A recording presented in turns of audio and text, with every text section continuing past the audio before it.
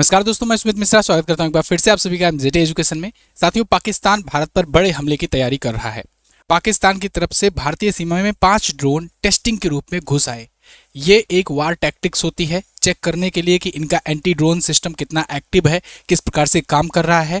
ये आगे का अगर स्वार्म अटैक करेंगे तो फिर ये कामगर होगा कि नहीं होगा, ये चेक करने के लिए कल पाकिस्तान सीमा से 5 ड्रोन घुस आए थे। और हालांकि भारतीय सेनाओं ने उसे मार गिराया, गोलीबारी से ही मार गिराया गया, एंटी ड्रोन सिस्टम नहीं लगाना पड़ा। लेकिन कहीं ना कहीं ये एक बड़ा अंदेशा है, ये बड़ा एक अटैक की प्लानिंग है, प्री प्लानिंग है। तो आज की वीडियो में इसको डिटेल से हम लोग एनालाइज करेंगे। आप देखो, हर जगह पर इसकी चर्चा हो रही है, क्योंकि ये 5 ड्रोन, ऐसा मत समझो कि ये 5 ड्रोन थे, घुस आए, मिस्टेक से आए होंगे, या कोई ऐसा कुछ गिराने, हथियार गिराने या ड्रग्स गिराने आए होंगे।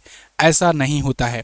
ये एक बड़े युद्ध का एक सुगबुगाहट से होता है, एक चेकिंग के रूप में इसको यूज किया जाता है। वार टैक्टिक्स कह सकते हैं हम लोग, कि 5 भेज करके या 10 भेज करके ये देखो कि वो लोग कितना एक्टिव हैं और क्या चीज़ यूज़ कर रहे हैं, और उसके बाद से फिर अटैक करो। अगर आपको याद हो तो हमास ने जो अटैक किया था ना इजराइल पर, जब तो उससे पहले हमास ने क्या किया था, छोटी छोटी मिसाइलें भेज करके एक बार एक साथ 4-5 हज़ार मिसाइलें भेज करके उसने चेक किया था कि आयरन डोम इजराइल का किस प्रकार से काम कर रहा है।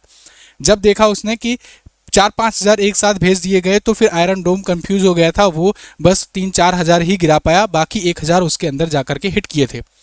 तो फिर उन्होंने एक बड़ा अटैक प्लान किया और घुस आए, और इतनी बड़ी मात्रा में अटैक हुआ था इजराइल पर, क्योंकि उस टाइम उनको पता लग गया था कि आयरन डोम की लिमिटेशन क्या है, वो कितने मिसाइल तक की अटैक को एक बार में वो डिस्ट्रॉय कर सकता है, यानी उनका anti drone system, anti defence system, air defence system किस प्रकार से काम करता है। तो ऐसे ही कुछ यहाँ पर भी 5 ड्रोन देखे गए, और हालांकि उनको भारतीय सेनाओं ने गोलीबारी से ही मार गिराया। तो गोलीबारी से मार गिराया तो आप तुम जो जानना चाहते थे वो तो जानकारी मिली ही नहीं। हमारा एंटी ड्रोन सिस्टम कैसे काम करता है, किस प्रकार से वो काम, कहाँ कहाँ से वो लगा हुआ है, ये सब तुमको पता ही नहीं चल पाएगा। लेकिन फिर भी ये एक बड़े युद्ध का संकेत है, क्योंकि आज के टाइम पर ना पाकिस्तान तुर्की की मदद से बख्तियार 2 TB2 ड्रोन यूज कर रहा है, और बड़ी मात्रा में यहाँ पर खुद में प्रोडक्शन करने वाला है, या कहीं असेंबली यूनिट स्टार्ट करने जा रहा है। इसके लिए $900 मिलियन का समझौता मैंने आपको पहले ही बताया था, एक वीडियो दी थी इस पर, कि बख्तियार TB2 ड्रोन जो है पाकिस्तान में बनेंगे। तो अब ये इतनी बड़ी मात्रा में बनेंगे, जो कि दुनिया के सबसे घातक ड्रोन्स में से एक गिने जाते हैं। तो यानी पाकिस्तान की आने वाली वार की स्ट्रेटजी बहुत ज़्यादा डिपेंड होने वाली है ड्रोन्स पर। अब इन ड्रोन से क्या क्या दिक्कत होती है, कैसे इनको काउंटर किया जाता है, इसको सबको हम लोग डिटेल में एनालाइज करेंगे। लेकिन एक ज़रूरी बात, टेक्स्ट बुक का हार्वेस्टिंग सक्सेस सेल स्टार्ट हो चुका है। ये आपका 13 से और 14 जनवरी के बीच में होगा, मकर संक्रांति के अवसर पर। आप yearly text book pass pro मात्र 351 में प्राप्त कर सकते हो, और वहीं पास प्रो मैक्स 439 में प्राप्त कर सकते हो। लेकिन आपको तभी मिलेगा जब आप MJT कूपन कोड यूज करोगे तब। लिंक डिस्क्रिप्शन में दिया गया है, टेक्स्ट बुक का जाकर के आप पास प्रो या पास प्रो मैक्स लीजिए। इसमें होता क्या है, इसमें आप इंडिया के किसी भी गवर्नमेंट एग्जाम की प्रिपरेशन कर रहे हो अगर, तो उसके मॉक टेस्ट वगैरह आपको ज़रूरत होता है सॉल्व करना, प्रैक्टिस लगाना, प्रीवियस ईयर के सेट लगाना। तो ये सब चीज़ें आपको हूबहू बिल्कुल जैसा एग्जाम का पैटर्न होता है, जैसा लेटेस्ट उसका एल्गोरिदम होता है, इंटरफेस होता है, सेम वैसे ही यहाँ पर टेक्स्ट बुक प्रोवाइड करता है। तो लिंक डिस्क्रिप्शन में दिया गया है, और पिन कमेंट में भी मैंने छोड़ रखा है, आप वहाँ से जाकर टेक्स्ट बुक पास प्रो ले सकते हैं। तो देखिए हुआ क्या कि अभी 5 से 6 ड्रोन जो हैं ये भारतीय सीमा में घुस आए थे। भारतीय सीमा में पुंछ, राजौरी और सांबा सेक्टर में ये घुसे थे। हालांकि इन 3 सेक्टर में इनको मार गिराया गया, लेकिन ये स्ट्रेटेजिकली इस प्रकार से ये लोकेशन थी कि जो बहुत ही ज़्यादा ये एक प्रकार से अलर्ट करने वाली स्थिति है, सिचुएशन है भारतीय सेनाओं के लिए। क्योंकि भारतीय सेनाएं ना POK लेने के लिए जब अटैक करेंगी तो वो इधर अटैक करेंगी। आप देखो थोड़ा सा, अगर इसकी लोकेशन देखो जम्मू कश्मीर में, तो सांबा, राजौरी और पुंछ सेक्टर जो है ये इस तरफ है, कश्मीर के साइड है। ये इतना एरिया ये आज़ाद कश्मीर है, और POK आपका इधर है, ठीक है, इधर अक्साई चीन है, ठीक है ना। तो POK लेने के लिए इधर से अगर अटैक करेगी भारतीय सेनाएं, तो इधर से अटैक हो सकता है। किस प्रकार से, ये इससे देखने को मिल सकता है, सीख मिलती है कि भाई इधर से भी ये लोग अलर्ट हैं, ड्रोन अटैक करेंगे। हालांकि लोग एक प्रकार से ना डिकॉय इफेक्ट भी तैयार करते हैं कि इधर से मारे, इधर से किए, दूसरा उधर से काउंटर फायरिंग, मतलब बहुत सारी ये वार टैक्टिक्स यूज की जाती है कि दूसरी जगह दिखा करके दूसरी जगह से घुसपैठ होती है। अच्छा, क्या भारतीय सेनाएं डरना चाहिए भारतीय सेनाओं को इससे? नहीं। देखो, जितना पाकिस्तान के टाइम पर पास अभी आज के टाइम पर ड्रोन है, उससे 4 गुना ज़्यादा ड्रोन सिस्टम्स भारत के पास हैं। और भारत ने भैरव बटालियन भी बना रखी हुई है। और भैरव बटालियन आपने देखा, डेली करंट अफेयर अगर आप फॉलो करते होंगे तो मैंने उसमें बताया है कि 25 का टारगेट है भैरव बटालियन का, और 15 भैरव बटालियन अपनी बन चुकी है, तैयार है, बिल्कुल रेडी टू मूव है। भैरव बटालियन की खास बात ये होती है कि वो ऑल इन वन फोर्स है।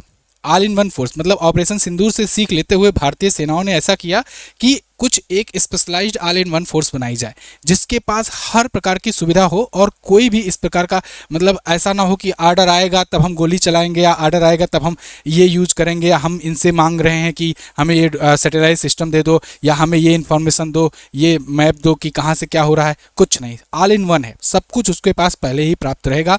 सैटेलाइट कम्युनिकेशन डेटा भी मिला करेंगे लगातार उसको, कहाँ से अटैक हो रहा है, क्या अटैक हो रहा है। उसके पास ड्रोन होंगे भैरव बटालियन में, एक बटालियन में। उसी के पास आर्टिलरी गन भी होंगी, उसके पास टैंक्स भी होंगे, अपने तोप भी होंगे, ड्रोन्स भी होंगे, ठीक है, ड्रोन को ऑपरेटर भी होंगे। मैंने आपको 15 वाले में बताया था ना, 1 लाख ड्रोन ऑपरेटर भी अब तक तैयार किए जा चुके हैं। तो आप समझो भारतीय सेनाओं ने ना बहुत भयंकर प्लानिंग की है। भारत के जो सेना प्रमुख उन्होंने कहा भी था कि ऑपरेशन सिंदूर को ना इसे युद्ध मत समझना, ये 4 दिन का सिर्फ ट्रेलर था। अब जैसे कोई मूवी आनी होती है तो उसके 1-2 महीने, 4 महीने, 6 महीने पहले 2-3 मिनट, 4 मिनट की वीडियो आती है, एक ट्रेलर के रूप में आती है, जिसमें वो पूरा पूरा दिखाया जाता है कि देखो क्या रहेगा मूवी में।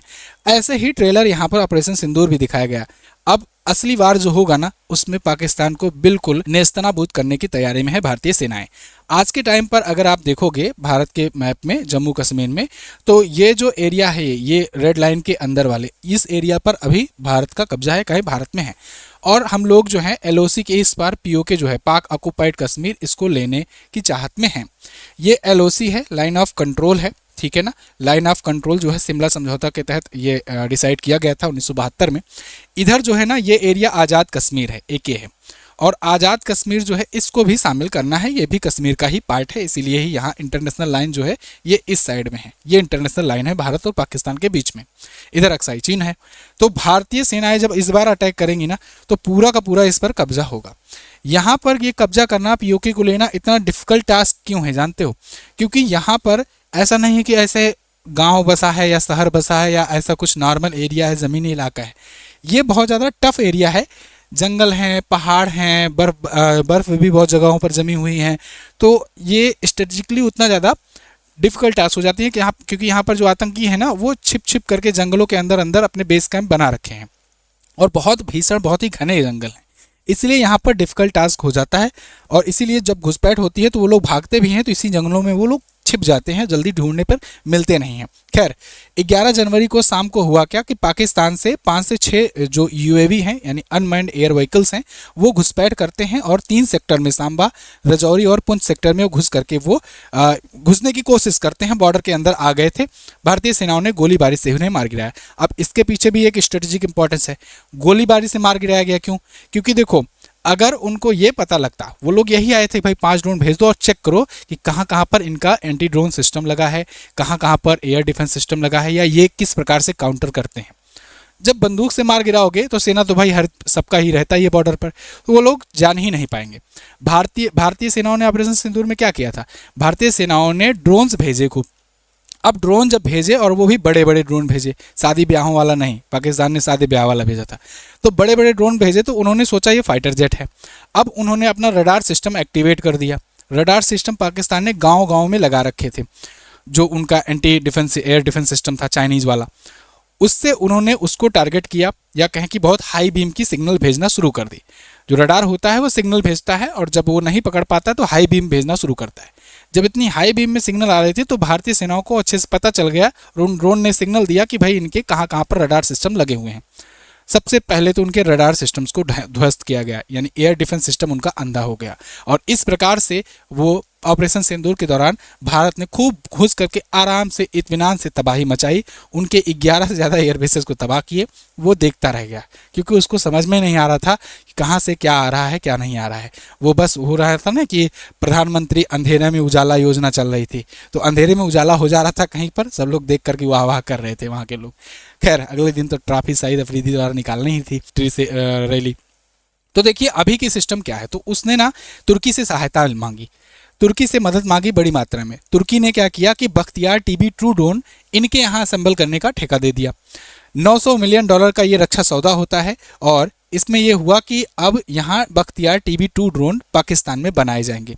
बख्तियार TB2 ड्रोन जो है, ये जो तुर्की के जो प्रेसिडेंट हैं वर्तमान समय में, जो अपने आप को पूरा इस्लामिक कंट्री का वो मानते हैं कि हम ही सर्वे सर्वा है, लीडर है मेन, तैयब एर्दोगन, उनके ही दामाद का ये कंपनी है TB2 बख्तियार। उनका नाम भी बख्तियार है, तो उन्होंने अपने नाम पर किया हुआ है, नाम रखा है। तो अब उसकी फैक्ट्री यहाँ पर लगेगी। यहाँ पर यानी कि असेंबली लाइन होगी, मतलब सब कुछ पार्ट्स वहाँ से आएंगे, यहाँ इनको कल पुर्जों को नट बोल्ट टाइट करके ये बना दिया जाएगा। लेकिन ये भी भारत के लिए चिंता का विषय है, क्योंकि जहाँ पर भारत लगा हुआ था पाकिस्तान की कमर तोड़ने पर, पाकिस्तान की इकोनॉमिक हालत बिगाड़ने पर, FATF से सैंक्शंस लगवाना हो या IMF से लोन में वहाँ पर दिक्कत पैदा करना हो कि लोन ना दे, यहाँ पर इनके आतंकी ठिकानों का उजागर करना हो, इनको एक्सपोज करना हो, इन सब कामों पर भारत लगा रहता है। वहीं पर अमेरिका के सपोर्ट से, तुर्की के सपोर्ट से इनको इस प्रकार से असिस्टेंट हर बार मिल जाती है। आपने देखा ना, अमेरिका को इन्होंने अपने यहाँ का बहुत बड़ा बड़ा डील दे दिया, का वो बिटकॉइन वगैरह वो कर दो, हमारे बेटे कंपनी है ट्रंप की,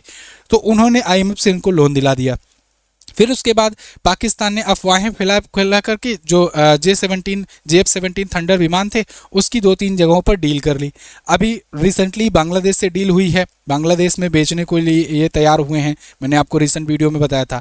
इसके अलावा इन्होंने लीबिया को बेचने का बात किया, अजरबैजान को ये बेचने की बात कर रहे हैं। तो ये लोग अफवाह फैला करके बख्तियार जो JF-17 थंडर विमान है उसको बेचने की बात कर रहे हैं, जो चाइनीज़ मेड था, चाइना ने यूज़ करके पाकिस्तान को फेंका। पाकिस्तान भी इतने सालों से यूज़ कर रहा था, उसको भी अब जब वो हो गया, हटाना है, तो अब इन देशों को वो बांटना शुरू कर रहा है। खैर, इसके बहाने वो पैसा पाएगा, जो वो पैसा से इसको फाइनेंशियल असिस्टेंट फिर से मिल जाएगी। तो यहाँ पर भारत की थोड़ा सा दिक्कत हुई, भारत के लिए यहाँ पर सेटबैक आया कि जहाँ पर इकोनॉमिक रूप से तोड़ने की बात की जा रही थी, वहाँ पर फिर से ये मजबूत हो रहा है। उन पैसों का करेगा क्या? उन पैसों का ये वही आतंकवादी फंडिंग में, टेरर फंडिंग में लगाएगा। खैर, भारत ने किस प्रकार से ऑपरेशन सिंदूर में इनको असफल किया था, इसको देखते हैं थोड़ा सा। देखिए, पाकिस्तान ने जब हमला शुरू किया था ना, तो पहले इसने तुर्की में बने ड्रोन ही लॉन्च किए थे। उसके बाद होशियारपुर एयरफोर्स, इन सब पर यह अटैक करना चाहा था। भारत ने बहुत ही अच्छे तरीके से इनको पहले एंटी ड्रोन सिस्टम से इनको पहले सारे ड्रोन्स को तबाह किया। इसके बाद भारत ने स्वार्म अटैक किया एक साथ। जब एक साथ हज़ारों की संख्या में ड्रोन भेजे जाते हैं ना, तो उससे फिर आप अगर मान लो मिसाइल से अटैक कर रहे हो, उधर आ रही है 60,000 50,000 या 1 लाख 1.5 लाख के ड्रोन, और तुम इधर 50 लाख 60 लाख की मिसाइल मार रहे हो उसको रोकने के लिए, तो नुकसान किसका होगा? नुकसान आपका होगा ज़्यादा, क्योंकि उधर तो वो कम लागत वाला ड्रोन है और एक साथ हज़ारों की संख्या में ड्रोन आ रहे हैं, तुम कितनों को एक मिसाइल 2 मिसाइल से मारोगे। इसीलिए एंटी ड्रोन सिस्टम जो है बनाना बहुत ज़रूरी होता है। भारत ने ऑपरेशन सिंदूर से सीख लेकर भार्गवास्त्र बनाया।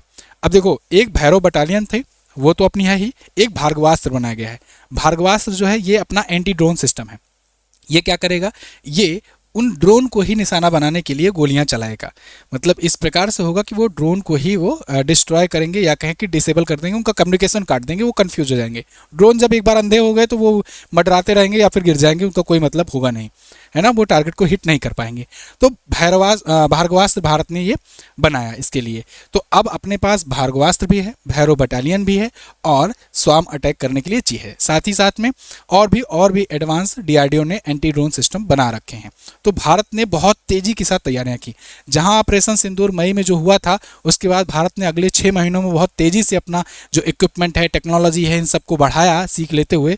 वहीं पर पाकिस्तान, क्योंकि भारत के पास ऐसा तो है था नहीं जाए हम उनसे भीख मांगे पैसे का, जाए उनसे हम उधार मांगे, ऐसा तो था नहीं, या उनसे डील करें उनसे डील करें। भारत ने फंड लगाया और तेजी से यहाँ पर डेवलपमेंट में लगा दिया, क्योंकि इंफ्रास्ट्रक्चर पहले से बना हुआ था। पाकिस्तान ने क्या किया? पाकिस्तान पहले जो ध्वस्त हुए एयरबेसेस थे ना, उनको बनाना शुरू किया मेंटेनेंस पर। फिर सबसे दौड़ करके सबसे देशों से डील करके पैसे उधार मांगना कि चलो भाई हमको दे दो, लो फाइटर प्लेन ले लो ये ले लो, क्योंकि फाइटर प्लेन का कोई काम तो है नहीं उनके पास, ना उतना साहसी उनके पास पायलट्स हैं, ना उनके सेनाओं के अंदर इतना देश प्रेम या देशभक्ति रहता है। वो लोग ना जब देखते हैं भाई जान प्यारी है, भागो यहाँ से, हटो, वो लोग ऐसे होते हैं। तो इसलिए वो लोग कहे कि भाई फाइटर प्लेन रखने से अच्छा है कि हम ड्रोन रखें। ड्रोन में अनमैन्ड एयर व्हीकल्स होगा, तो इससे क्या होगा कि आदमी भी उतना नहीं लगेगा और इसको जहाँ जहाँ कमांड दिया जाएगा वो जाएगा ही। और मॉडर्न वारफेयर जो है ड्रोन पर बहुत ज़्यादा डिपेंड है ही। खैर, भारत के पास हर एक प्रणाली है, हर एक प्रकार की ताकत है। भारत ने किस प्रकार से यहाँ पर देखो इन सेक्टर में यहाँ पर तबाही मचाई थी, 9 से 10 11 बेसिस पर उनके अटैक करके बिल्कुल उनको नेस्तनाबूद कर दिया था। अब अगर मान लो पाकिस्तान दोबारा कोई हिमाकत करता है तो भारत ने और ज़्यादा टेक्नोलॉजी विकसित कर ली है, अपना डिफेंस इक्विपमेंट भी बढ़ा लिया है DRDO की मदद से, और भी जो HAL है, हिंदुस्तान एरोनॉटिक्स लिमिटेड, और भी जो भारत की देसी स्वदेशी कंपनियां हैं उनकी मदद से।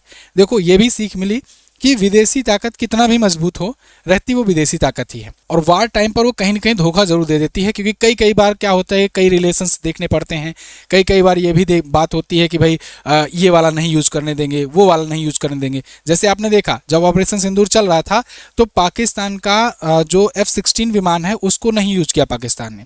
क्यों नहीं यूज किया? अमेरिका ने मना कर दिया था, इसको मत यूज करना। गलती से भी तुम्हारा एक को फाइटर जेट इधर अगर गिर गया या इधर डिस्ट्रॉय हो गया तो फिर हमारी बड़ी बदनामी होगी, और शायद 2-4 गिरा भी रहा होगा। इसी वजह से ट्रम्प ने बार बार उस पर मिट्टी डालने का भी प्रयास किया। तो खैर जो भी हो, आगे जो भी अपडेट आएगी, आगे कोई भी ऐसा नया अपडेट आता है, पाकिस्तान कोई हिमाकत करता है या अटैक करने की प्लानिंग करता है या भारत उस पर करता है अटैक, तो उस पर मैं अपडेटेड वीडियो आपके लिए लाऊंगा। तब तक चैनल को सब्सक्राइब करके रखिए।